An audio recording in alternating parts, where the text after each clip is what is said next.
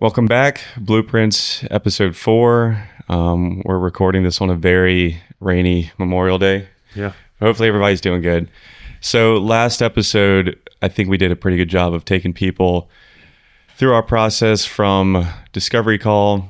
We talked about proposals, contracts, and we left it off at shoot day. So I think it'd be a good idea for us to, talk about what that looks like, and we could dive deeper into what that is. Cool? Sounds good. Sounds good. Yeah. You want to go first? No, you guys go first. Okay. These guys had 2 long 15-hour days recently. Yeah. So with shoot day for us, obviously what you're getting yourself into based on that discovery call that you had. Once you have that discovery call, now you're going to think about the gear that you need. For us, a lot of the times that we do our projects, usually, we're not like a huge production company. So what we have is kind of like what we bring. And we don't really get to I don't need to go to somebody specific and get something, very specific unless the job calls for it.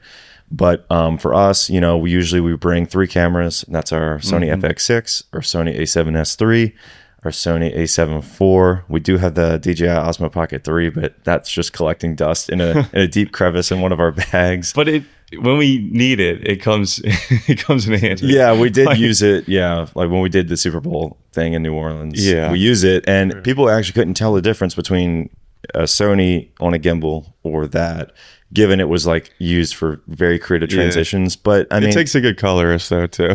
Yeah, and at the end of the day, it's just social media content, and just like the episode before, what does that even mean? But yeah, so we have those cameras, and we have our lights, and we recently just got 2 new ones. We got the Amaran Ray 660C, which is actually what we're using to honk the horn right now. Honk the horn, if you heard that. Just bouncing off the wall right now for this podcast. And then we just got the ADCs, the Aperture 3 light kit, and actually Boots, he's the one that introduced me to that. And those are awesome. We haven't really used them yet, but I've helped you on shoots with that. So yeah, usually that's going to be part of what we bring. And on shoot day, you just kind of get your mind right. You just kind of roll up, and hopefully all your pre-production, went well. Let's talk about pre-production then. Okay. So we should mention that shoot day could look like anything. I mean, there's so many different types of actual shoots. I think for this purpose, maybe we could just talk about brand videos. I think that's the one thing that we do a lot of. Okay.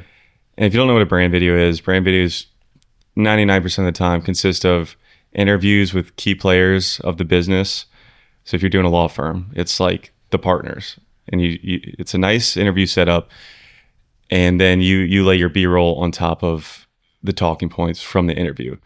So pre-production, to skip ahead, do you do call sheets for your you do? Yeah, well, I guess it just kind of depends on the project. Like we talked about, there's so many variables into shoot days, and I think I'm starting now, I guess for the last year or so, really work with, I guess for my whole career, and think about it, a lot more nonprofits. And when we mean brand stories too, it's kind of story-driven content. 100%. And a lot of times you use the word nonprofits because, say, if I'm working with an elementary school and we're doing a fundraiser, you're kind of dependent on certain people's times, right? So say we need 2 testimonials, and it's kind of trying to get their schedule.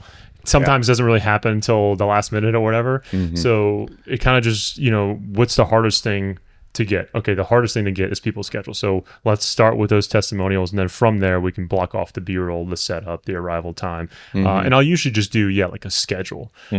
Ever since I had a nice professional call sheet template, but honestly, since AI has gotten so big, it helps me with the scheduling. Yeah, it just makes it like this, Yeah, 100%. And the clients are fine. I usually even just print it the day of and hand it to everyone and kind of thing. But that's nice that you actually have a physical copy though. Yeah, actually hand it to people. Yeah, because I do like to be punctual with timing and try to allocate proper time for setups, proper time for transitioning. But I know certain call sheets would be time, description, shot list and then equipment. Like, we need a gimbal for these 2 shots. I kind of just like tell everyone beforehand. And if I can, have a call with whoever's helping me out and just kind of walk them through it instead of trying to make the call sheet too busy, like a production and stuff like that, like a big commercial or whatever. So try to keep it simple. It's big. Yeah. How specific do you plan your shot list? And do you do any walkthroughs before the actual shoot day? Do you ever go to the location? Like a scout? Yeah. Yeah. I guess it just kind of depends on the projects, but yeah, some kind of form or fashion. Oftentimes, if I said like a nonprofit, if we're trying to do interviews, you have to try to fight for the room that kind of looks decent. Yeah. But then at the same time, I do a lot more like documentary storytelling. So sometimes like, this is the only room that we have, or if we're shooting in a school, this is the only room that they have when the kids aren't in it, kind of thing, right? So you got to control what you can control, though. So if you have a chance to go somewhere else, or hey, I really think, because a lot of times it might be something like, well, we need these 2 people to talk together and interview. Like, no, we only want to do singles. So can we have Matthew come here and then Julie come after, instead of having them both together? Kind of like fight for those things. But I know that probably didn't answer your question. What was your? I don't even know. Yeah, I think you said breaking down like equipment wise and stuff. Oh no, well, I guess I mentioned call sheet and then scouting. Well, one thing I want to say real quick is you were talking about how like basically the purpose of a call sheet is just to make sure everybody's on time. Everybody has a time to focus on. There's no faster way to burn time than just to not have any like awareness of time, basically. 100%. Especially with setting up. Like, dude, we can spend 6 hours setting up for something if we really wanted to. Yeah. Not everything, is required. Right. I mean, not everything, needs that insane of a setup, but at the end of the day, you want a product that is like the best that you can do. And sometimes it just takes, experimentation, and maybe you have somebody sit in this corner and this corner.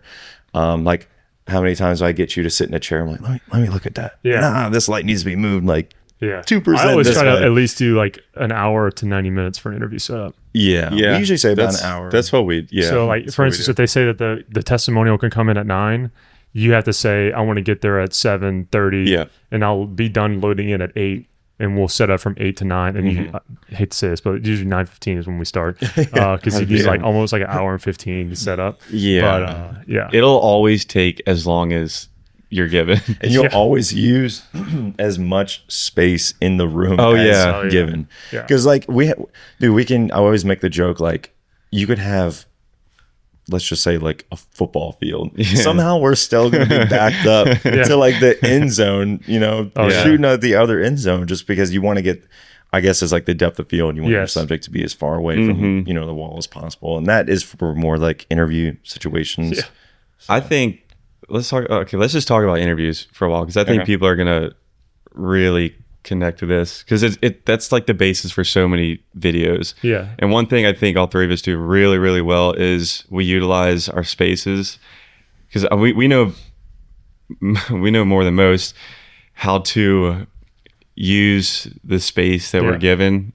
And you go into these places and it's like, oh yeah, we have a conference room, it's huge, and you go in the conference room and it's like the table's taken up the entire so usually it's about 3 tons. Right. So what tips do y'all have for utilizing small spaces? That's a good question. You have to do what feels right to you. I think it's big to think of film as a sense of, I hate to use the word artist, but you do have to make it feel like you want it to see, like you want to. Your video should be the way that you see it, right? And because that's what they're really paying you to do. And oftentimes it's hard to just overthink interview setups. It's really, really, really easy to overthink interview setups. Yeah, it is. And it's kind of like, well, if this looks good to you, and I know maybe you're breaking like a film rule in itself. Well, if it looks good to you, then it looks good. Like Oppenheimer is famous, the movie, to have near side key. So it's kind of like there's times in Oppenheimer where it's like, oh, the shadow side, we have to do the shadow side. They don't shoot on the shadow side. They're shooting where the light is. And it's a near side setup.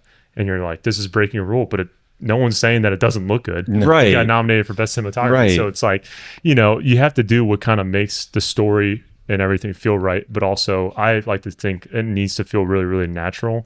So almost feels like they're not even being lit at all, and not go too crazy with accent lights and all that kind of stuff too. So, but the rules are the same. Try to shoot in the corner, try to shoot with some depth. And going back to breaking rules, maybe you think that, well, let's not shoot in the corner, let's shoot dead on, and maybe it'll look good. But I usually always do corner, depth, and And then obviously big key light with a lot of diffusion. I like to use a 600D, and then I like to put muslin on top of it.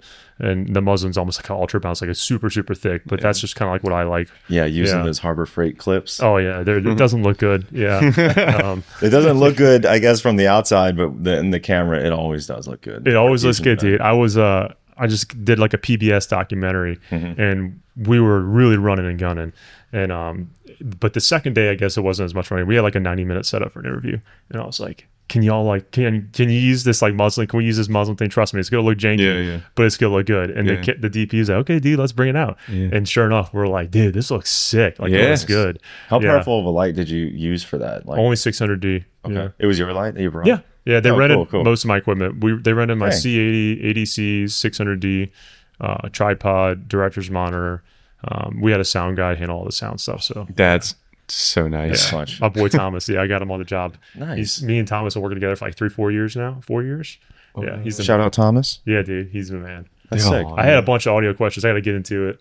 Dude. Okay. Maybe we can ask you about that. I feel like interviews and stuff, you can actually find stuff on the internet, but dude, audio. Yeah. No one talks about audio. I agree with that, dude. And it's so hard to find information about audio. Yeah. You're like, am I even using this mic right? Or am I plugging it in the right place? Like, yeah, just crazy things. I want to do a whole tutorial video. I was talking to him about this on how to mic up people with different outfits because it's impossible to find that I've info. seen some crazy stuff. I've seen people get like in their boot, mic in their boot that goes up, or like strapping stuff to their quad, like ladies with dresses. That's the strap it worst. to the quad, and like with a certain wrap. And we actually had a have bunch those of questions. wraps. We just really haven't. We've used them. It's awkward to tell a lady like, I need to strap this to your thigh. It's so awkward. Or you're like, I need to clip this to your bra because like right here, Yeah. It's like, I just like, I'm gonna say a prayer and use the boom mic. Scratch audio.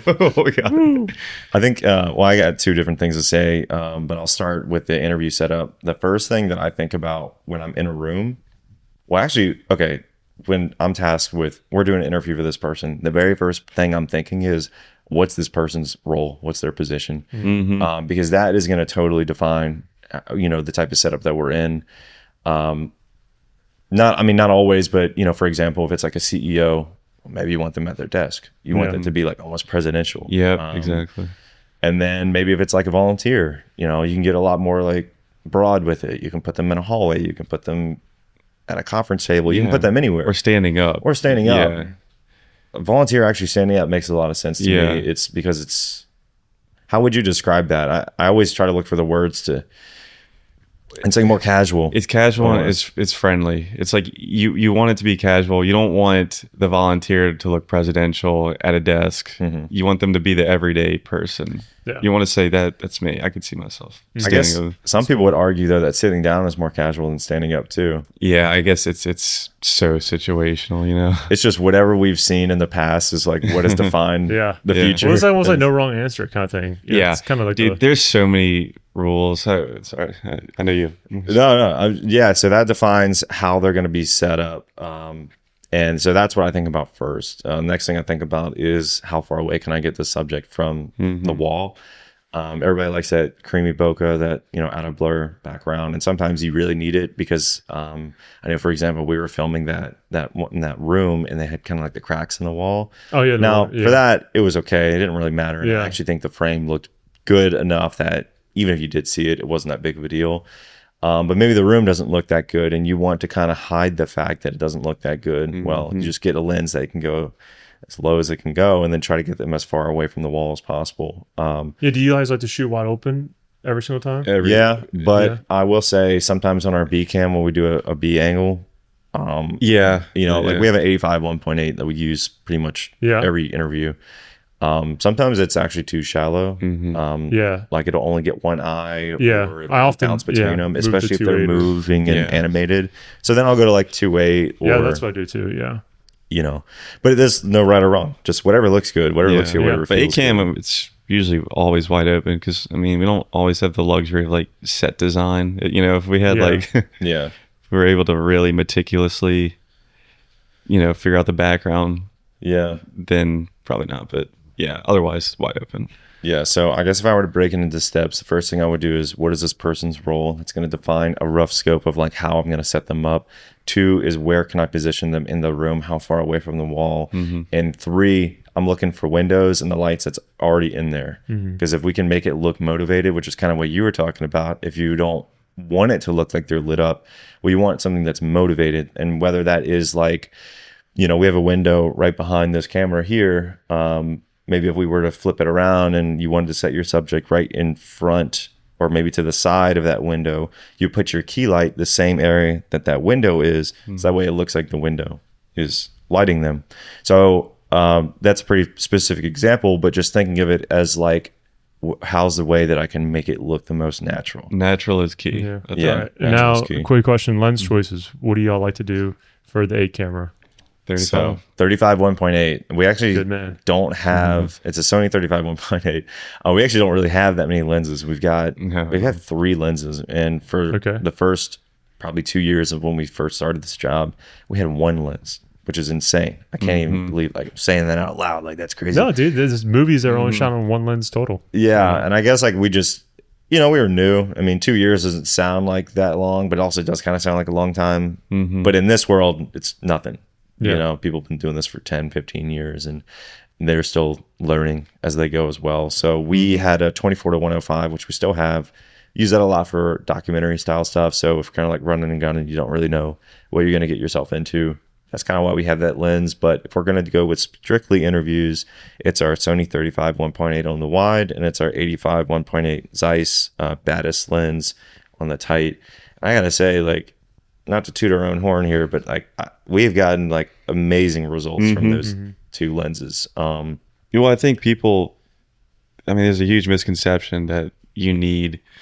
I think the more gear you have, the more paralysis by analysis you have. Like having so little gear forced us to get really good at what we had, you know. I can think of a very specific example of that. We were on a shoot. We were helping somebody else out. This was like 3 years ago or 4 years ago, maybe. I don't know. I'm like starting to lose track of time. It was when we only had the 24 to 105. He was drone pilot for that job. I was doing just B-roll. You know, when we were on this ship, it was for this like this something with a barge, or I don't even really remember what it was, but there was a specific example of the boat was going by and there was somebody cleaning the top of something, and I was like, oh, I got the lens, zoomed to 105, got it. And then the person next to me, who was also like one of the other camera people, he was like, oh my God, I got to go get my 70 to 200. And then he went down, got his 70 to 200. By the time he came back up, he had missed it. It was over. Yeah. So that is like a prime example of like sometimes less is more, because I was actually able to get that shot and he wasn't able to get that. Now, maybe if he had his 7200 ready, he probably would have looked better. But that's the thing. He didn't have it ready. The reality is you don't always have time. And actually, the real reality is you'll have less time almost always than you think you do. Always. Yeah, pretty much, yeah. But I have seen people do interviews on longer lenses, you know, and people like that look, almost shooting an interview with a 70 to 200 as an A camera. I like it. I like it too. I prefer to have a lens that's 35 to 50 or even 24 to whatever, like because I want to see the background a little bit personally. I will shoot wide open like 2.8 or whatever, but at the same time, I don't like love the 7200 as an A camera. Obviously the B camera is nice, but like as an A camera, sometimes I feel like it's taking me out of the whole thing, you know? A very specific situation, I think. Yeah. Like we actually did an interview with Christian Hosoi, which is like a professional skateboarder. And we were, it was one of our trips that we did out in California. And that is the only interview that I can think of to this day that we had the 85 on the A cam. And it was just like a very specific situation. We needed to like, I don't know. I don't even really remember exactly why we needed to do it. I think it was just the 35 just wasn't working. So we just put the 85 on it, and I gotta say, I mean, it looked awesome. Sharp. You know, the laws of physics, it's like it's gonna be super sharp. You're gonna have like super depth. You know, it's just more of a preference thing. It's not like it's a, you know, people have done it and been super successful at it. Yeah, there's so much like artistic direction that you just have to makes give it fun. You know, makes it super fun. When we first started, I mean, I think this is the same with everybody. you hear the rules, the interview rules, the 180 rule. You hear the shoot on the shadow side. Do you think how much should people adhere to those rules? And is there one rule that stands out more to you guys that you're like, I'll never break that rule? Well, you got to master the simple rules before you can break the rules. True. There's a certain saying, I forgot what it was, but You just dropped that I was mic. on set, I'd say, honest to God, for 2 years, probably did, golly, maybe 100 to 200 interviews before I like started shooting a lot of my own interviews. Wow. And so learning, and it's so hard when you're just observing to be like, wait, we're breaking the, like, what are we doing, you know? Like, what are you looking at? Because like whenever I was like a peanut brain, you know, I'm thinking like a basketball player, and you're like, oh, you need to motivate this light and have it wrap around. So wrap around, well, we paid $10,000 for all the stuff for, you know? It's like, let's blow this thing up, you know? But then sure enough, now you just become that person, you know, after years and stuff. I'd say though that you have to kind of master the simplicity of, you know, first of all, bar none, know the camera settings, like know what an ND filter is, know what your camera's base ISO is. There's a lot of people that will probably try and focus too much on everything, but it's like you have to know the camera you're shooting on because that's your livelihood. So it's like if my camera has an 800 ISO and a 3200, you know, pick which one you want, ND down, set your lights to there. And as far as the background goes, it's hard because every documentary you see on TV is almost breaking everything. There's, you know, especially those classic down. like Netflix documentaries where they're it's like Dude, weird. Did y'all thing. see the one? It was a documentary about the Titanic submarine thing. I haven't seen it. Is that the one that they did like the really weird, like they were? Yeah, check out those interview setups because I mean, yeah, there's some crazy stuff out there. So I say do what makes it look good, but at the same time, do what your camera does best. You know, a lot of people will do some crazy stuff. So when you try to ask people questions on set, like, what do you do? You're going to get a lot of different answers.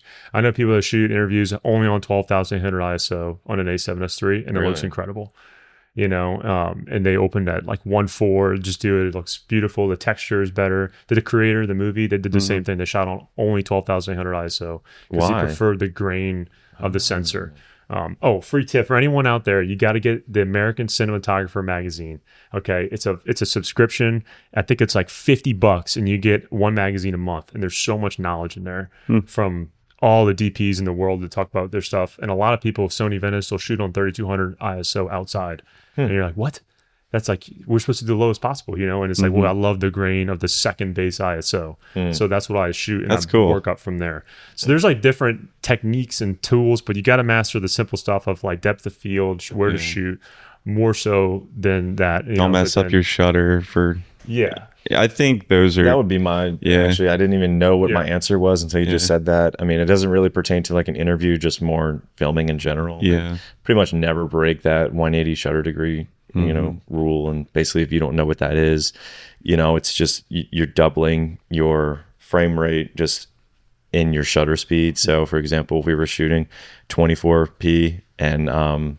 actually, that's another rule. Pretty much if I'm doing an interview, it's always going to be in 24. I won't do 30, I won't do 60. And for that reason is like the motion blur, but it's also because of the shutter speed, because it's at 180 degrees. So if you're filming an interview at 24, your shutter speed should be technically 1/48, or most cameras, they do 1/50. Repeat that process. If you're filming in 60, your shutter speed should be 1/120, just because you're taking that 60 and multiplying it by 2. That's your shutter speed lesson for the day.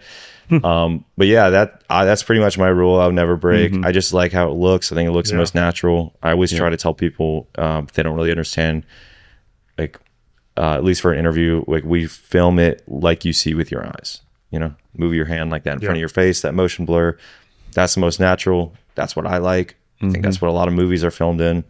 It's what we grew up on. That's what I mean. It's what everybody sees. You know, it's what, for some reason I best. never understood this. There's like the other side of the world shoots at 25. Really? FPS. Oh yeah. It's like a EU thing, or it's like a weird. Yeah. Very weird. Would you guys be able to, if I had a 25 and a 24 here, would you guys be able to like? Probably not. Tell the difference? I don't know. I have no idea. I've never tried it. That'd be a fun segment. We could Never tried it. I've actually all my cameras for the most part have been shutter angle. I never even had to really work shutter speed. Yeah, that changed it. Sport, when we got the FX6, it's like, whoa. Yeah. Shutter angle. I know some people with sports do 172, but I swear I don't think it makes that much of a difference. But maybe I'm oblivious to life. Yeah. But whenever you shoot like fast action stuff, Yeah, so that I would totally that's break the different. rules there. Yeah. Like, Yeah. very specific situations. But if we're talking about purely interviews, Yeah. no, I'm not going to Yeah. change it. That's just Yeah, what well, it in is. the documentary we did, remember we filmed the bike competition Oh yeah. with a high shutter because it gives you that like when you're filming action sequences, it gives it a little more texture, more Like grit. yeah, That's and it looks very good.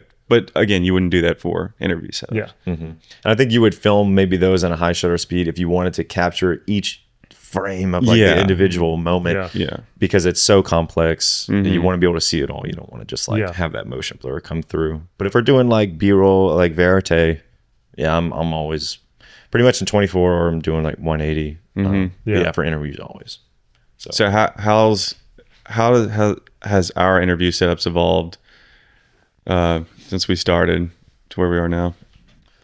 I think our setups, the number one way that they've changed is just to piggyback over what he was saying earlier, is just they look the most natural. They don't look as, not fictional, that's not the right word, but like artificial. Artificial is a great word. I think the more natural it is, that's what I'm always striving for interview Yeah. setups, I I will think. say one thing. Like, I know I just said a whole bunch of hoopla about camera settings and stuff, and in reality, that actually doesn't really take you that long to understand. And as you get better or more experience in your journey, the thing that you do get better at is like where to frame things. Yes. And also not only where to frame things, but being a little bit more aware, because you usually live and learn by the hard way. But saying like, if there's a huge window in the room and you're like, well, we need to shoot this testimonial at 2 p.m. and there's a sun seeker app that you can get to know where the sun is. But honestly, you can just look at the sky and be like, if we shoot this at 2 p.m., this room would be horrible because the sun is going to be blaring. But if we get here at 9 a.m. or 8 a.m., it's going to be perfect, because the sun is not going to be blaring in here. It's going to be on the other side. So it's kind of like knowing that and being like, we have the best time to shoot this interview in this room would be at this time. Can we make it happen? And die on that hill, and they're like, oh my gosh, this camera guy just wants everything in the world. And you're like, I got to die on this hill and you're going to like me for it. Just trust So me. pretentious. Yeah. But that is a big thing because when you're starting out, you're just so happy to be there. You're like, dude, whatever time works best for you guys. And next thing you know, you go in the editing room and you're like, my gosh, what did I do? Yeah. So it's super important. And that's the one thing that you will get better at. I think it's just being more aware of your framing. Yeah. And I think you can only get better at it just by doing it over Yeah. and Sure, over, big and time. over again. And failing. How many interviews do you think you've filmed? Dude, I thought about this the other day when I was driving. I was wondering, A million. no, I don't think it's a Sure million. hope not. Yeah, I'm that thinking would it has crazy. to be like 400 or 500, but I don't know. Maybe my Damn. question when I ask God at heaven, it's like, well, how many interviews did I film? I think it's probably 4 or 5. And some of those have been on set for him as well. But I think like on set that's true. and filming my own, it's gotta be close to that. Yeah, I'd 500 have to say we're 600. probably pretty close to that. I mean, even just one of our films Think had so? like over 30 interviews. Yeah, it's more than you think, Russell. I think it adds You're up. right. I guess I'm not. And I'm just like guessing, but some days, you'll go and you might have 10 or 8 interviews in a day. Like I've had sets where we have 8 interviews in a day. Those are tough days. Dude, Yeah. we did 13 interviews. I Yeah. think it was 13. We did 13 interviews in 2 days. Every single thing was a different location. It was. See, these numbers That- add quick. Yeah. That killed us. Bro. That was our first documentary that we ever filmed. Yeah. And they we got look great good. results. Oh, Yeah. the results are great. Oh, one thing that I wanted to mention is like, yeah, your framing gets better, but sometimes you do have to like pick the lesser of two evil. Is All that the the time. word? All Like the the time, lesser yeah. of two. Pick You your talking about poison. between camera angles? Yeah, or like just in general. Just in Like general, I was yeah. thinking, for example, like we filmed an interview with Mark Bell, and we were in his gym. Mark Bell's like a fitness influencer, and his gym is huge, and it looked really cool in a bunch of different areas. But there's this one angle that we wanted to get specifically, and he had like this painting of like his face behind him, and it was just like naturally he fit almost in like the corner of the gym, but he had a big white window, and we didn't have a powerful enough light to balance that out. So you have to decide when you're in that situation. Like, I know we're talking about, oh, make sure you do this, make sure you do this, but not all those things are going to line up. Yeah, you got to control your own variables. Yeah. So at the end of the day, you just, as a DP, you have to decide what's most important to you. And to me, it was just the framing of him in that situation. Sure, that was blown out. Da Vinci can only do so much with a mask on a window, but in your camera, you know, what's it capable of doing as far as like retaining highlights? But that was more important than anything for me, was just to have him in that spot. And it looked good. It worked out. The thing is, if you don't know that that's a clear window, it's not a bad look, because for the longest time, I couldn't remember what that place looked like. I thought it was just a transparent it might be light source. Just coming from natural light. Yeah. I would say don't let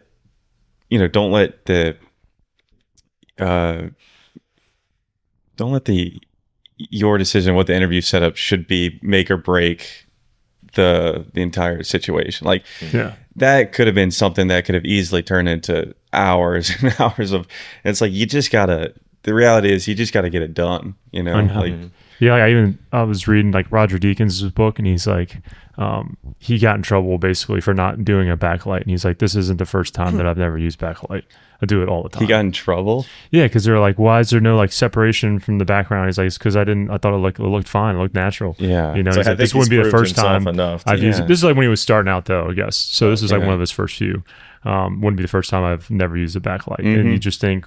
People will tell you all the time, you have to do a backlight, you have to do a backlight, you have to do a backlight. And it's like, sometimes the best people don't do backlights, you know? Yeah. Dude, sometimes we don't do it just because we don't feel like it. Or you have it. Maybe you don't have the light tubes. Like you said, you're in a location where it's just hard. Yeah. Especially when we're traveling. Yeah, that's the biggest when you're traveling. I guess the real reason we were able to do that many interview setups is because we had to just use whatever we brought, which was not that much. It was a key. It was like 2 lights. It was a hair light maybe, you know, it was like, and then 2 camera angles. That's really we were forced to make that work. And what happened? It ended up looking really good. Dude, the mental gymnastics though you have to do that many interviews in that many locations in 2 days it's a lot. Because it's like physical labor, literally, you know, putting the gear up, putting it down, but like thinking from a creative standpoint too that's rough. Yeah, but that's the most exhausted I've ever been outside of Super Bowl. I think I'm still recovering from the Super Bowl. I'll probably recover all of it until next year. But I mean, but those are the type of things that like make you better. Yeah, you're forced to do it. The like if we get a new camera, like for example, I just got the Fuji, right? The Fuji X100 Love that thing, by the way. Don't regret it. Probably one of the best purchases I ever made. Yeah, it's the best. I think the best purchase we ever made was the FX6. Second might have to be the 600. Yeah. Oh, FX6 all the way. Well, no, FX6 number one. Lights would be number 2. But we got this Fuji, and I was playing around with it at my house and taking pictures of my wife, and you know, I was learning it that way. But the real way that I was able to learn it was when this past weekend we were in Nashville, and we were doing like a photo thing, and we don't really offer photos. It's not kind of like our thing. We do video, but you know. We were able to do it in this instance, and I learned how to use that camera. I went from using it full auto to, I feel like a mad scientist. Like I know how to use it like crazy, but it's only because I was thrown in that position to be able to do that. And that's how I've learned pretty much everything on this job is just doing it. Yeah. And it's like really scary when you go and have to do it, especially when there's money on the line. I think that money makes everything scarier, but you're not going to learn unless you do it. And I think that's like the number one thing to take away from interviews. You are not going to get better at them unless you do like a bazillion of them. Yeah. You're going to do some shitty ones. So get those out the way and then you'll learn. Like tell everybody that they look good. Like, no, this looks good. Yeah. Just keep doing more and more. That's right.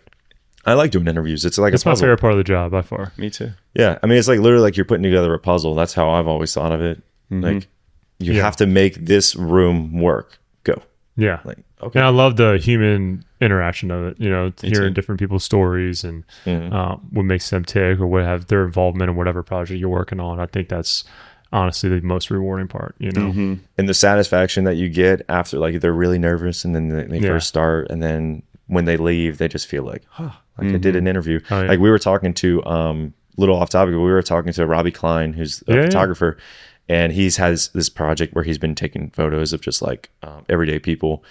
And I asked him, you know, do people feel like they almost accomplished something when because they get there, they're nervous, and then when they leave, you know, do they feel like this sense of accomplishment, like they did something, somebody that wouldn't ordinarily like be photographed? And I feel that's kind of a similar thing with interviews, because you're doing interviews usually for like corporate clients or you know, key parts of whatever business that is, and maybe half of them had never been interviewed before. So I think that's a whole nother type of the job, is to make people feel comfortable. Yeah.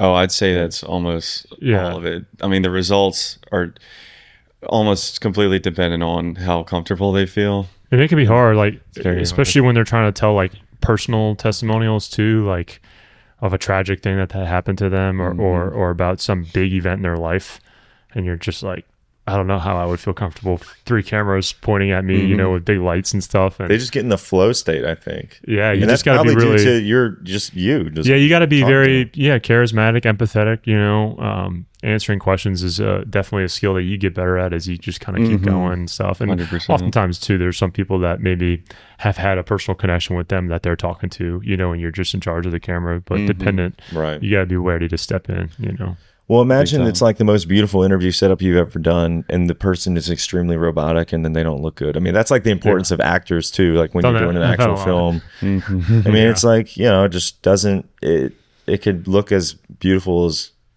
physically possible, but if they're not comfortable at the end of the day, then you're not going to really get a good result. You got to keep digging. Like if you're interviewing somebody and you're not getting anything, you can't give up, because you're going to regret it when you get to that edit. Like you gotta get something.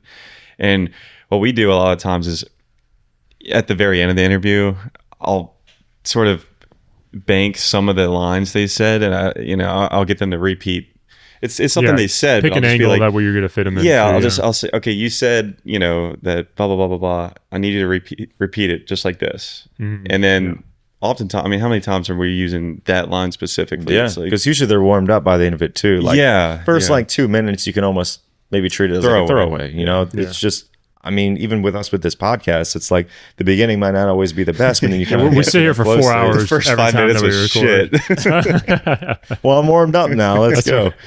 No, yeah, and you do a good job too of like recording, because I don't ever really interview the people. I'm not really sitting there. I've done it like a couple times, but he does it the majority of the time. And like one thing that you do is you always tell people like, I might ask something again, not necessarily because I didn't like your answer. I just want to see if we get something new. It's like very important how you phrase that, or just things like that. Yes, because you don't want them to feel like they messed up, or you know, you just that's something I've gotten better at. And the one example, so when Andrew and I did that hockey project, we interviewed the mayor of Monroe, and that was fun. And the second interview we had with him, it was about something controversial. Now that's a hard setup when you got cameras on the mayor of Monroe, and you know he's gonna give the most politician answer, but it's like you need something juicy for the show. Yeah, and that was a really hard one to navigate. But I remember like I was like surprised myself. Yeah, I was like, you'll find yourself in different situations that you never thought you would. You know. Yeah. That's certainly a skill that I've gotten better at. Like the more you do as well. 100%. So if we were to list like importance of like different stages of the interview process, and let's say we have setup. Well, I guess that's all. They're all like equally important. Set up and then asking the question. Which one is more important? I kind of lost my train of thought there, but I think I just blacked out for a second. I think they're equally as important as long as the audio, because you gotta have. We forgot about audio. We'll never forgive bad audio. What's your buddy's name? Thomas. Yeah. Well, maybe we should have him on. Yeah, we need some audio guru on here. Yeah, you never. They always teach you. It's like you can always forgive bad video. You'll never forgive bad audio. Yes. Yeah. So imagine you have good answers, a killer interview setup, and like terrible audio. Now you're cooked. But realistically, I think talking and asking questions is the most important, because theoretically you could put them outside in a bench underneath the shade, and if you have like really, really good questions and good audio, people are gonna have no problems with the interview.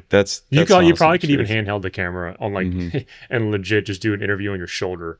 And if it has, good asking questions and good quality, people will probably like it, Yeah, because people aren't really at the end of the day going to connect to the image, and they're going to connect to the person that's exactly in the in the frame. And you always said B-roll. I mean, they're not going to be on camera the entire time. You just, But just do everything good. That's just right. do everything You good. do it yeah, good. it's crucial though, because the interview setup is crucial. When any good documentary, there's a reason they pulled back to go to the interview, because it's everything is pacing. And when you zero back out of the B-roll, it's like this. I don't know how to describe it, but it's very intentional when we do it in our documentaries. It's very intentional when we have them on screen in the interview setup, and when we don't. Yeah, it does something. You know? Man. If you, The Last Dance is one I studied a lot. The documentary, and because they interviewed like 78 people or something for this, and oftentimes not a lot of them made the cut. But a lot of times you can only get these people like Charles Barkley in a swing of a thing, and so they're doing it like in a hotel lobby. Or in Scottie Pippen's house, where literally just like his front door, like it's not the most beautiful scenery. And then you go to Phil Jackson, and he took you to like his Buddha garden, and it's like stunning. And traveling with equipment, like we said, they did like an interesting camera angle thing where instead of putting one off to the side, they had like one camera here and then one really high, but not too high. Like it's really interesting. They almost like the two cameras look the exact same, but then they cut it differently, and they like high resolution, and it's just really interesting. Like and you can see a lot of their BTS online. How do they make hotel rooms work? How do they make things in a pinch, right? Oftentimes it's just one light on the subject too. So it's really interesting. I would say try to look at as much as you can. Look at as much BTS as you can if you're ever on set. Ask questions, why the heck are we doing? Well, maybe don't do that. But depending on the set you're on, if you feel like you can ask a question, go ahead and ask the question. Maybe during lunch. Yeah, maybe during lunch. But try to absorb as much as you can, because it's just like anything else. Like any other skill in life, you want to see who else is doing exactly what you do. What is their process? How is it different than yours? And maybe you haven't been trying something that a lot of other people do. Maybe you were taught to fill lights right on their face. And then you see people bouncing fill lights or not even using them. And you're like, maybe I like this more. And then you find your taste, because eventually when you're starting out, you learn all these tools, and then you kind of find your taste. And then once you kind of find your taste, you get better at the angles and the questions, and then they kind of all meet each other up. And it takes a long time. So don't get discouraged, but try to always keep researching, and, improving your craft is big. Hell yeah. Facts. Yeah. You got to experiment. Always got to experiment. I experiment maybe too much. I've definitely screwed with some clients probably, and be like, what's 3200 ISO look like right now? Just crank this thing up. It's like, oh crap. F4 for interviews? That's not good. I don't know why I read that article, So, this stuff, it's funny stuff. Is that like in the $50 a month magazine? I can't tell you. Dude, Can't tell you. Funny. Yeah. Shit. No, it's not 50 a month. It's 50 for the year. So the magazines are $2. Yeah. Oh, damn. Yeah. No, it's like really, really cheap. You get like all access to the previous ones. You get 12 magazines, all the BTS pictures. There's like certain articles that I'll go into depth, but it's I got it on Black Friday. I think I paid like $35 for the year for 12 magazines. What's crazy is you said $50 a month, and like I didn't even really raise an eyebrow, because anything that has a camera, whatever, attached to it, is the most expensive thing Dude, it on the messes face you of the up. planet. It's like insane. tape or like the Harbor Freight clips. You put us on those. Like you're like, no, dude, go to Harbor Freight and get them for like, what is it, like $1, $2? Yeah, I don't even know. You go on B&H, find a clip, Or it's probably Pelican like cases. $35. You can find like 3 alternative Pelican cases for like 1/3 of the price. Yeah. Big time. And then you can just buy the liners, and that's actually something that we did. Yeah, like Trek Pack. Yeah, well, we could talk about like how we actually organize your gear, like for a shoot, because for us, and it's something that we're still trying to get a little bit better at, but I am in the market right now of like making my life easier. I want to buy stuff that makes my life easier. Yeah. And sometimes it's like fun things like lights, I guess. Well, I mean, maybe they're not that fun, but They're fun. for somebody They're that fun. does interviews all the time, like, they actually are pretty fun. Like maybe for the first time in our life, we're going to be able to expose for a window properly, like with the 600. I never really had that luxury before. So we just kind of worked around it. Blind them. But sometimes it's like a carrying case, like we got, Oh yeah. where is it? Pull it out. Where is it? Oh shit. It's like way over there, but I'll Oh, they're gonna pull out the FX6 I'll bag. pull up the FX6 bag. You'll continue. Yeah, this thing is saved. Yeah, but I think what he said actually is it's a big thing. Like, I did this whole I think this was like 9 months ago. I kind of tried to do the same thing where you invest to make your life easier. And that's probably the best thing that you can do because, Yes. yeah, I mean, this thing the doctor bag. has really saved us because it saves so much time. You just get to the shoot and then you're rolling. Yeah. You know? It's like a camera coffin. Yeah, you literally just put the camera in here. Oh, wait. My bad. You literally just put the camera in here, and the beautiful part about it is you get to put the camera in already built. Yeah. And get the bag, folks. I did the Home Depot version where I just have like a crate with some foam in it and just get the bag. It fits a lot easier in your car. Buy nice or buy twice. Yeah. So Yes, this yes. they used to put like an FX9 in a big Home Depot crate like that. So I just did the same thing for years. The ACAM bag, the thing And, right there. Yeah, just I'll take a picture of it, and then Get the bag. I'll put it on the Get the bag. so people can see what that looks like. Yeah, and a big thing is wagons and carts. Obviously, if you can Yeah. afford it, get a cart. Yeah. Yes. But if you can't afford it, you can go to Dick's Sporting Goods, get a wagon. Yeah. Nowadays, in 2026, all the gear used to be this big and get really, really hot, and now it's really, really small, super compact. Cameras are getting smaller, lights are getting smaller, stands are getting smaller. It's Yeah. time just to try to get as more efficient as possible. Efficiency. That's the word. That's the number one word. Like, because all that is involved, or all that deals with, like what we were talking about in the very beginning with like the call sheets and having a time.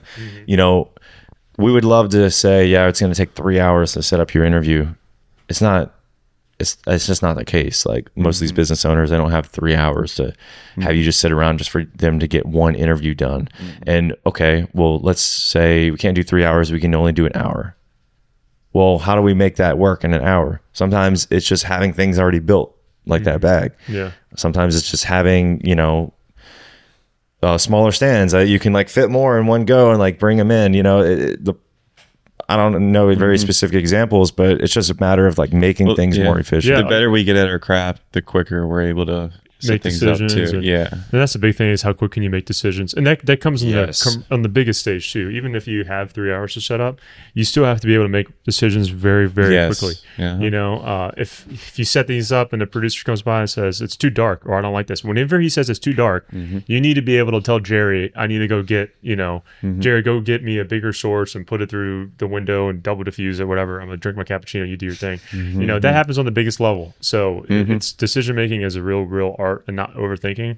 But I've even built like for smaller things that you need to get to like me and him shop was like on the 17th floor one time. You need to get to, or maybe it was the 30th floor. Actually, It was up there. It was like you shoot in high rises and stuff. But if I have to do something alone that's really, really quick, I've legit built out of a Dick's Sporting Goods wagon everything I need, no extra trips. I like that wagon, by the way. Thank you. It's nice. I have a backpack that I can fit camera, lenses. I have the 2 ADCs. I take them out of the 3 light kit and I put them in the red box. So I have 2 of those, a milk crate with anything else I need, extension cords, clips. I put a tripod on top, a C-stand on top, and then I have 2 little Matthew merch stands that are like this big, and you put them in and you just put a sandbag over it and wheel it. Yeah. And you have 2 cameras, you have your 2 tripods, you have everything that you need all in a little wagon. Yeah. And that is, trying to get as efficient as you can. That's as good as a skill to learn as any is how to play Tetris with all your gear. Yeah, it's a big thing. I think now it didn't. I think it used to be way different, and now it's just moving that way. LEDs and I learned on Fresnel lights, which used to be like so hot. You would unplug them and they would like burn your hands. They used to come with a white glove. It was like the coolest thing in the world. It used to come with a white glove, and you have to wait like 30 minutes and then like touch, unplug the area lights. But you have to use a dimmer. You would plug the light in, and it would go to a dimmer, and then you can dim down. And it was only Fresnel, so it's only 3200. wow. And so it wasn't even 5600. And nowadays these LEDs that the Storm ADCs are like the size of our hands are so strong. It's equivalent to a 320 watt Fresnel, I think, a 350 Really? watt That's Fresnel. what the ADC is? Yeah, and it's 80. So their new Blair engine. It's just incredible the way technology is kind of getting so small and everything like that. It's just wild. You can give me the biggest window in the world. Yeah. It'd be good. man. Yeah. I know. But I do like those Fresnel lights because they light the skin tone a lot. They used to be a lot better than LEDs up until probably like a year ago. Yeah. Gotcha. Yeah. They're awesome.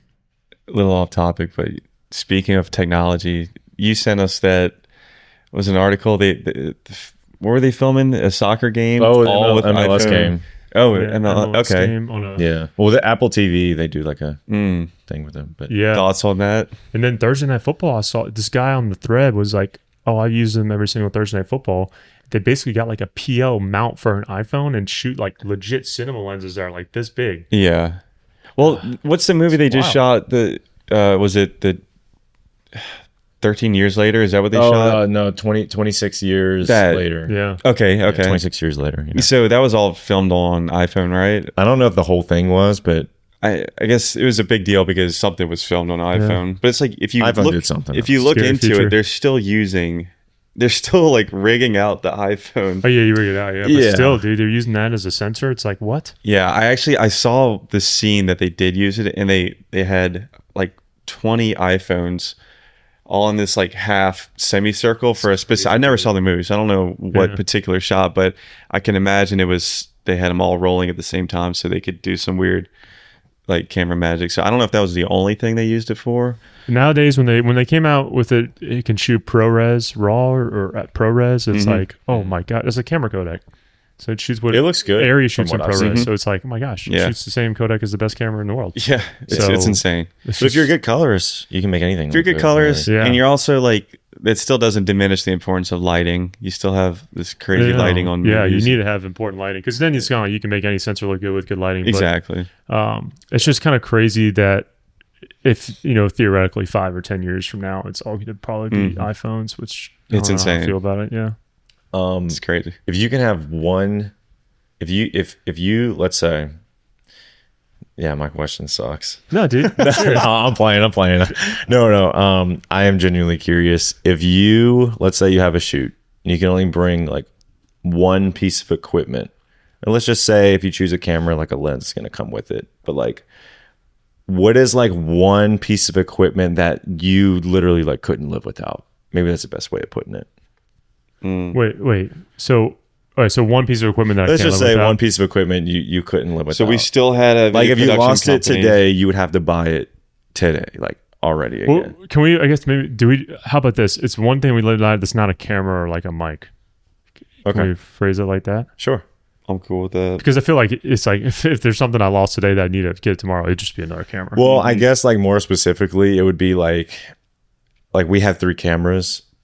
Let's say if the A7S III was like my favorite camera like of all time, and I couldn't live without it. Well, technically I could still do the job with an FX6 and the A7 IV, but like that would be my favorite camera. I kind of like that would be like something I couldn't. I know what I'd pick. Well, maybe the question wasn't really worded correctly. I would say FX6 with the 85 because I still think pairing. I think that pairing. I think you'd still make a banger video. Yeah. If you didn't have anything, but you had those two. I would say a hot topic. I would take my backpack. I bought this big ass Oh, maybe I shouldn't cuss. I bought this big old backpack. This F-Stop Talopa 50L. Yeah. And I can fit almost like, it's probably bad for me, like a Pelican case or 2 worth of crap in there. And I just love it because if it's any job that's like somewhat, I mean, you can fit, I feel like a camera body. You can fit your lenses, your audio, your cables, your extra stuff. It can fit a laptop in there. Like, I love the ability to not carry sometimes like a bunch of hard cases around. I feel like it's a little bit more efficient to just have a backpack. It's personal preference than a bunch of hard cases. And I just really have been impressed with it. And then like if you get checked in an airline, you can literally like take the insert out and then close it and zip it. So then you can check an empty backpack and just kind of have whatever is expensive on your lap, like your lenses or whatever. So I actually love that backpack. I think that'd probably be my favorite piece of equipment, honestly. Yeah, maybe the question shouldn't have been like gear wise, like used to actually make a film, but maybe just like something that not every single person has, like something that you have in your kit that's like, oh, that's something that makes my productions a certain way compared to somebody else's. The FX6? No, we can't say that. I like his answer because it's more like on-camera related. I'm trying to think of everything that we own. I mean, I'd hate to copy like what you just said. If the bag that we just showed, that thing is awesome because it's got pockets in the front, it's got pockets on the back, and it's got inserts inside. I'm able to bring that camera already ready to go. And just like when we roll up to a shoot, just pull it out. And how long did we go without a bag like that? And like usually he would like meet at my place and then I would drive us both. And so he would just have the cameras in his lap because we didn't have a place to put it, which is crazy because like it's such an expensive camera to just like have hanging out. Trust me, I've seen worse. I've seen 150 grand in a lap. Yeah. Just because sometimes the bigger they get, the harder they are to fit, you know? It's crazy, dude. Like once you rig say if you have like a matte box in your FX6 and like a bunch of cables and batteries where you're like, it might be easy just to put on my lap. Yeah. You know? It gets to be like, oh crap, dude. But that's cool. That's like one of the few bags, honestly, that bag is one of the few bags that you can get that can legit fit a camera that's like of a medium-sized body and lens and everything, because a lot of bags will sell you on that and you get it and you're like, there's no way that my camera could fit, but the Sackler bag actually can. So it's cool. It's probably my favorite too. I have to say that I haven't used them yet, but I have to think the ADCs are probably going to be like some of the most used lights ever for us. Well, hopefully we'll get to use them really soon. We should be able to use them in the next couple of days, but I really like the Hollyland monitors too. Yeah, I love those things. The Breakthrough. Oh, it used to be a $10,000 buy-in, and now it's $1,000 to get wireless monitoring. And awesome. And if you don't know what that is, it's Hollyland is obviously a company, and they make these monitors, and it's like you're able to wirelessly, transmit an image from your camera to another monitor, and it really helps us with interview setups. Not to just go back to interviews, but it really helps because now, I guess, for example, for you, sometimes you're just solo, so you can't always see what it looks like to have somebody sit in and be behind the camera. So for somebody like you, it'd be really nice because you just have one of the monitors on the camera, you have one of the monitors in your hand, you sit down, boom, that's what it looks like. So the bag for me might take it just because it's like we use that literally every shoot. The Hollylands don't always come out, but I might say those.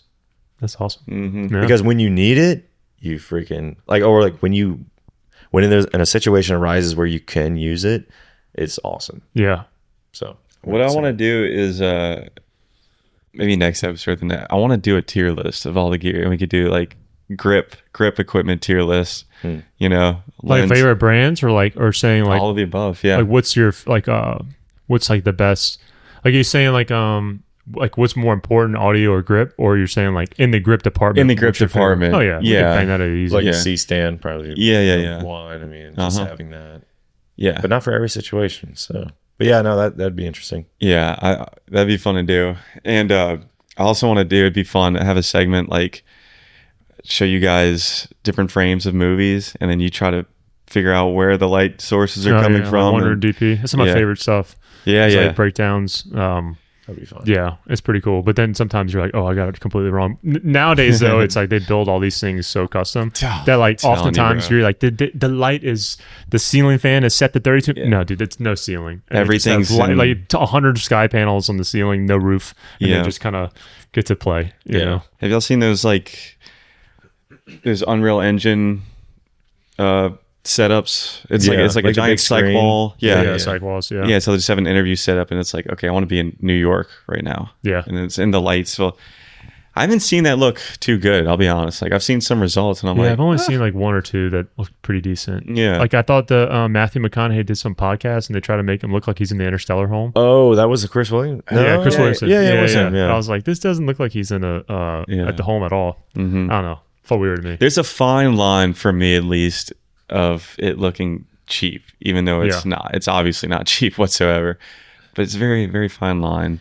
Is it deal with like trying too hard, or like could be like? Yeah, I mean, this is like could be or phoning it in. I don't know. Imagine the setup like this cyc wall we're talking about. It's like gotta be thousands and thousands. Right. It's not like a normal green screen. It is like a projection. It's probably way over my head. You know, way over my head. Yeah. And that's actually a thing that's getting interesting. You look at those magazines, like the whole world of virtual productions and the whole world of green screen and what they're trying to do. It's getting to be pretty crazy. Like, you know what the Rialto 2 is, the Sony camera? No, I think so. Okay, so the idea Sony invented is like, maybe it's the Sony Venice 2. I think they call it the Rialto, that you can have a camera body in another room and it has a huge wire, and then you could have the camera separate from the body like I've seen shooting this. whatever you're shooting. So, and oftentimes you can put the like a camera on your back, and then the wire would come here, and it's probably like the size of an FX3. It's basically just like a lens mount, Yeah. and it can shoot. So it's almost like your sensors are in the room in the sense that if you're trying to film like a car, moving car on a green screen or a cycle wall, the bodies don't have to be in the other room. Like it's kind of just getting to be like crazy inventions, dude. Didn't DJI do that with No. their 4D? DJI's 4D is not like, this is legit like a 10-inch cable, 15-inch cable away from the sensor. Gotcha. The 4D is just like a camera like this with a gimbal on it, basically. No, I thought they had like an attachment, or maybe the maybe attachment is just like the little head that's like this. Yeah, I thought it was like with a wire, and they were able to put it in a book bag. But maybe I was looking at that. Maybe I was looking at Sony. The DJI camera though, dude, That's nice. there's so many movies out there. It's like we shot with 80% DJI. I think they filmed Adolescence, that show on Netflix with it. Yeah. Because all the episodes, there's just oneers. There's one takes. And so crazy. I've never even seen that camera in person. I have not either, but I know a lot of Me local neither, production in person. companies are using it. Like the big company in New Orleans has one, and they're doing all their B-roll with it. I know I see on the internet this other company I worked with, they use it all the time now. It's good to be just like the setup time is so quick, but you only have to have certain lenses. Yeah. It's kind of like interesting. Yeah, like when I remember when it first came out, I was like, yeah, I don't know. I know, But right? I love DJI products. Me too. I do. I think they nail it on the head like every time. Yeah. And it's so 'cause I would everything love to give it a works. shot. Everything works and it's seamless and everything talks to each User other. friendly. It's user friendly. That's And then it has like the monitoring on the back. Like instead of a V mount, you plug it in. It's like the DJI wireless transmission, like automatically transmit. They have a 6K and an 8K version, but it's expensive. How much is 8K, you think? I think it's 11,000, whole 10.9. Before or after tariffs? I don't know, dude. 'Cause It's banned, I think. But DJI was banned for a while. I don't know what the whole thing is, but Yeah, well, Daniel, he just got a Mavic 4. So he was still He able to buy did? something. it's true. Yeah, Damn, I that know thing you is got that. freaking serious, man. Yeah. Yes, Well, it is. he texted me saying that he got it. I don't know if it was for work or probably for work. Probably for work. Yeah. Yeah. Yeah, I gotta take that thing for Yeah. a spin, man. Yeah, No, yeah. that's- Maybe he that's meant to crazy. text you, not me. 'Cause I don't fly the drones. But yeah, no, to go back real quick, speaking of DJI, dude, okay. I was not a gimbal guy. Didn't really care for gimbals. Maybe because I sucked at it, truthfully. Maybe that's why I just didn't like it. Having the RS4 has changed so much for us. Gimbals have gotten really good too. Yeah. But I mean, also even having suck it on at the shoot that we did. Yeah. Like, it just was like, why not? Like, it just you have to be good worked. at that. You are good at it, so you have to give yourself some pat on the back for that. Yeah, because not everyone can just pick up a gimbal. You're and also solve. training on altitude though, because we had the first gimbal that we had was terrible and it was broken. Oh, So if yeah, you it can was learn how to horrible. use a broken gimbal, It was You like know. permanently like cockeyed. Yeah. You know? So if you were to get like a bunch of money to start investing in equipment, where would you start? this is a good question. Sorry, we got that, but I'm laughing because you asked a question, and I didn't say it was a good question. That he asked the question. It's a great question. Yeah, Sorry, brotherly love right Yeah, there. my question sucked. I said it myself. That's No, okay. that's I didn't fine. word it correctly. made myself laugh. We don't have to cut that. Like not your favorite piece, but I'm saying like if I give you 20 grand, you have to restart. Where Yes. would you start? Yeah, Just get 2 FX6s. No So you would lenses. go camera bodies. No. I would start an audio, dude. Honest to God, I would pimp out my audio first. Really? Because I think if you also, when you notice you sell your audio stuff, it holds this value so much better, and it's so important. I think I would spend a lot of it like getting top of the line audio before I do camera. I wouldn't. Yeah, I would do. I mean, audio is super important, yeah, but I know me, and like I know that what the first thing I'd be looking up on B&H would be a camera, but Yeah. like the right answer is like lights. For me personally. Shit, you saying if we had $20,000? I was just throwing out a number. Yeah, say if you That's had to killer. start, or That's- like we can- maybe 10,000. Let's do 10. It's a 10,000. little harder. Because Yeah, I then was you gonna say even less. 8. Yeah, Because that really, I would get the DJI Mic 2s. Yeah. I would get the Sennheiser, whatever we have, for Yeah. Boom. 400. 400 MKE, boom. MKE. 416 or Or no, MKE 600 or 400. I don't know. Yeah, it's like yeah. the cheaper one. It's not the more It's expensive. great. It's great though. I would get DJI. I would get that. That's now we're still under 1,000, I think. I mean, I would almost repeat exactly what we Well, that's good. what we I did. mean, Well, it's you did kind of what that's like the motto, like that's how we've gone about Yeah. getting our gear. We've kind of been, well, if it was up to me, I'd be buying the most expensive stuff ever in the world That's just how I because I'm was asking, surrounded by it. Because now if you restart, you think like, oh, maybe I'll get like a cinema lens kit that's like pretty Yeah. nice lenses, you know. I mean, think about it. We only had 3 lenses. We've never had a cinema lens for Well, a you can while. get like a 3 lens kit, is what I'm saying. Oh. Like say You like get if a you Xamarin had, X. I'm not good at manual focus. yeah, but yeah, DJI does it for you now. It's crazy. Yeah, with the LiDAR. Yeah, Yeah, you're right. I would do the FX6. The FX6 is like my favorite camera Yeah. ever. Yeah. But that's, I mean, after tariffs now, that's already like 7,000. So if we were to do 10 grand, I wouldn't do that. I would do maybe the A7S3. I would still do that too. What's the price difference between FX3 and the A7S3? Couple hundred. I don't know. Yeah, they always change. I thought it was a lot more than that. Well, I thought the FS3 is like 4 bands with no batteries, extra batteries, or anything. Yeah. Dude, I mean, That's really, the- I would go FX3. I would do FX3 DJI mics, RS4 gimbal, and I would get the ADC 3 light kit. you run out of money, Yeah, man. bro. You gotta get you're tripods. There. You're there. You don't have any lenses. Or tripods. Oh shit! I'm still We're thinking gonna about 20K. Just keep interviewing. I'm just gonna stand here with this floating thing in my hand. I don't know, Dude, this is this is a hard. good segment. We have It's to go hard, do man. our homework and It's then hard, we have to man. present our I'm thinking like I would budget. basically like when I say start, I would start an audio. So I'm thinking like I would honestly get a nice. I would get like $1,000 budget for a boom mic, and then you say you need the wireless lavs. So like 1,300. So like $300 for the wireless lavs. So now you have 1,300. I would honestly get like a 3 lens cinema kit so you can be your look can stand out. You can get those nowadays, dude, for like $2,500. Yeah, And then get you're the like at Sirui 4,000 or whatever, 5,000. And then from there, get like a tripods for like the small array tripods, like $500. I like that tripod. And then I would literally pick my camera last. I guess is my main point. My Where'd camera you would go? have to You be have last. about what 4,000 left. 3,500. I probably would just get tax. something like that was good 10 years ago and try to make it work. Because honestly, it depends what kind of work you do. If you're doing like a lot more live event stuff, then you need like probably some of the newer tech. If you're doing a lot more doc interviews, slower B-roll where you can take your time doing it, you can make something that's kind of old work. So maybe if I had 3,000 or 4,000, I mean, I say that, but maybe I would get these new mirrorless cameras. Like the Canon has like a R6V that came out, or Nikon has like the ZR for $2,200, and Sony has the FX2 that's really nice for like under $3,000. I would probably pick a camera that's like somewhere around that $3,000 price range, but get the nice tripods, get nice lenses. And I guess you only lights, dude. You can get lights so cheap now. I saw my old 600D for like $600 on B&H or $500 used, slightly used, and I'm like, damn, dude, you can save crazy money and get like, yeah. But try to make investment. I literally would pick my camera last, I think, now. Interesting. Where I kind of did everything backwards. Yeah. I got like a 6K Pro, and then, you kind of buy everything, the batteries, the rails, and all that kind of stuff backwards, But now, That's what you did do.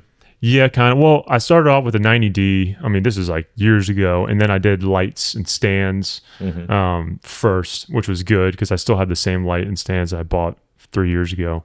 Yeah. And I just kind of slowly, and I did lenses. I invested in lenses, and then I kind of you get the B camera, and then C, but all that kind of stuff. But yeah, What lenses do you have right now?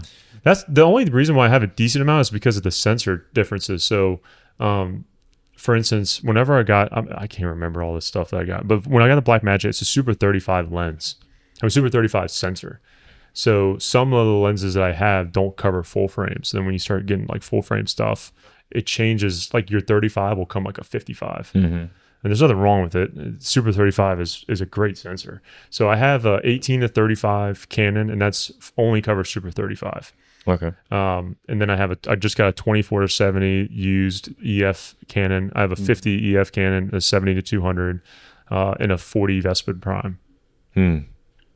Yeah. And we used that 40, didn't we? Yeah, I actually use it a lot. Yeah. 40's nice. Did we use it on that shoot? I got it on a sale. It was slightly used. I paid under $1,000 for it.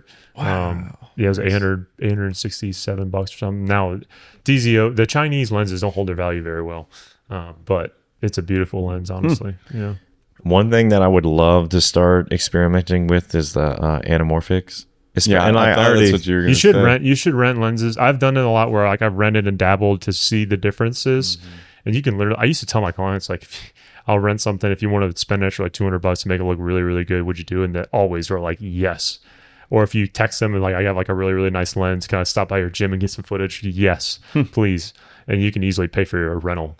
And I've got to dabble. There's some, dude, lenses are the most important thing. Like they are your paintbrush. They change the image completely. I agree. And not even just getting anamorphics. I know the hype is anamorphics, but there's so many good spherical lenses that like the SP3s or the Dokina Vistas. My gosh, the Dokina Vistas are like sharp as a tack. Like there's awesome things to explore. And going back to like your interview setups, I think your lenses are also kind of like, what can you do to stand out from everyone else? You know, you kind of got to think, what kind of taste can I do? And that's where it's a good place to start, either filtration in front or picking out lenses that not everyone else kind of shoots with to give you some character, you know? I think that's important. Yeah, we're filming an intro to one of our documentaries in a couple of days, which is where I think that we're going to finally get to use the ADCs.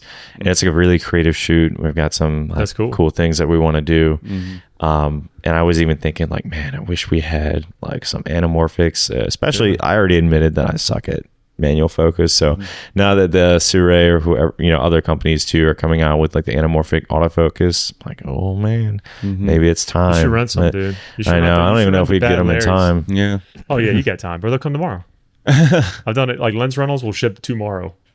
They are the best. They are the best. I absolutely love lens rentals, dude. Yeah. We use them all the time. Yeah, it's crazy. It's crazy. Yeah. Well, we'll think about that later, I guess. I got some recs for you. We're almost there, boys. We've been talking for a while. Well, we are there. I don't know. Should we wrap it up? Should we tell the people what we got going on? Yeah. Do it Hot One style. Do we need to like close out? I feel like what's a good like close out? I feel like we kind of like talked a little bit all over the place. Just make good interviews. We didn't really say how, to be honest. We said how. I think the best advice is to follow rules and I know what you're saying. You got to copy first until you get it. So Andrew did a really, really good job explaining the process of how to do like an interview, right? You look at the framing, like the 5-step process that he mentioned, and then like to build on that. I think, like anything, research as much as you can. See people that are similar to you. What are they doing? What makes their interview styles different? Because when you're starting out, I'm just going to be frank, it's going to be like crap. It's going to be like dog crap. And then eventually you find out what you like, what you don't like. Not everyone likes the same stuff. So then you kind of develop a taste. And then with that, like we mentioned, you're going to already naturally get better at picking your angles. You're going to naturally get better at asking questions. You're going to naturally get better. The 5-step process that you mentioned is going to be instantaneous. But I think developing your look, your taste, your feel, that is going to play into a lot of what your lighting is going to be. You know, and then once you know what you like, you can invest in what the gear that you know can help you kind of achieve that goal. So just invest in yourself. It's like the easiest thing nowadays with social media and YouTube to see a lot of behind the scenes of people, and they all do different stuff. That's like the craziest thing. It's like it's hard. It's almost like overwhelming. It is very overwhelming. So go out, experiment. You're gonna get better. Don't get discouraged. And have fun. That's the best part about it, is have fun. It's kind of like a blank canvas when you go to interview somebody. You start with nothing. Let's paint it to be a pretty picture, you know? And that's kind of the fun part about our job, is you can kind of say, this room was crap to shoot in and now it's beautiful, you know? So have fun with it for sure. That was so good. I'm afraid to say anything else. One thing that I will say is like the barrier to entry of like what we do now is at like an all-time low. That's like the word, right? That's the correct use of that word. People are going to be getting cameras left and right for now until the next big thing happens with whatever social media decides it wants to do. I think the number one way to make yourself stand out from those people that are doing it is to do it long enough that you can do your own style, because that's I think the hardest part about this. You can copy what somebody does on YouTube. You can copy what somebody does in your area. But at the end of the day, it is an art, and people want you for what you do. And if you just do it long enough to where you're getting really good at being able to emulate other people's things, to where you can start having your own creativity and do things that you know is best for what your taste is, that's going to be the time I think that you start taking off and doing your own thing. I got nothing. I think the creative look comes after you learn the basics. Yeah. Like Picasso, he didn't start getting weird with it until he was like, man, realism portraits suck. Like, Or was he always weird? I'm sure he was always weird. That dude was born weird, I'm sure. All those guys are crazy. Weird's good though. Yeah, well, my girlfriend Weird's good, praised though. up on me. I cut off my ear and sent it to her. Yeah. Crazy All right. guy. Cool. What do we have going on?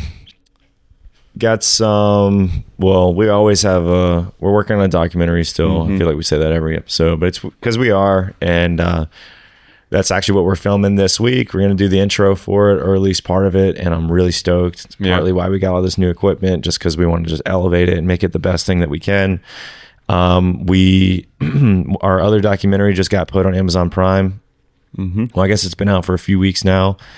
So if you want to see us put our money where our mouth is, you can go check it out. You know, I'll put the link in the description. It's I'm very proud of it. Me too. And just continuing doing the work, and you know, when jobs come in, we take them, but not for free. Yeah. What you got going on? I got a lot. I'm doing a lot of storytelling work, a lot of nonprofits and stuff. Recently did a spot. It was National Trauma Day was recently, and we interviewed a lot of trauma victims and patients to kind of hear their success story coming out on the other side, and how this specific center helped them get to where they were going to get to. You know, in addition to that, their Second Harvest Food Bank is like a local food bank in the New Orleans area. They partnered with the hospital to add a food pantry so that cancer patients, whenever they have chemo, they can actually get food afterwards and take it home with them for free.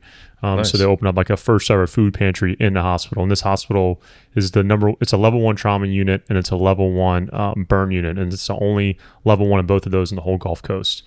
In addition to that, it's St. Benil. It's like a local school in the area. We're helping fundraise money for their exceptional learners program. So kids that have dyslexia, nonverbal, we're trying to do a video to kind of highlight what they do to help them get another big classroom so they can kind of fit more kids and have these kids kind of graduate, because there really isn't any other Catholic schools in the area that kind of offer this. In public, really, in high school, kind of offer a lot of accommodations for these kids. So I'm doing a lot of those kind of projects. There's a few more too that are kind of helping people fundraise money for causes, you know, essentially like that. So it's been kind of fun to do that. I feel like I've been doing a lot more of that. Instead of like branding videos, a lot more of the fundraising, almost like shorter to 30-second to 60, 90 kind of range, and kind of doing like ads that they can run that can help them show like at a client dinner or certain galas and stuff like that. So then kind of fundraise money for that kind of stuff. So that's what I've been doing like the last 2 months. I've been doing primarily those kind of projects. Nice. Yeah. That's awesome, dude. Yeah. Maybe there's a trend. Maybe there's a new trend. I've actually been doing capital campaign videos since I started. So it's been 4 years that I've been doing fundraising videos. But I do think nowadays I've kind of there's a lot more causes and stuff that are kind of getting out. So, I definitely think that is kind of more of a trend, is not doing as many longer format stuff, even for businesses, you know, instead of doing a 2.5 minute, kind of shortening it down a little bit more and making it kind of concise, but doing a better job with it. Yeah. I think that's kind of what I've been trying to focus on. I think that's smart. Yeah, for sure. Cool. All right. Well, we'll see y'all on the next one. Thank you. Peace.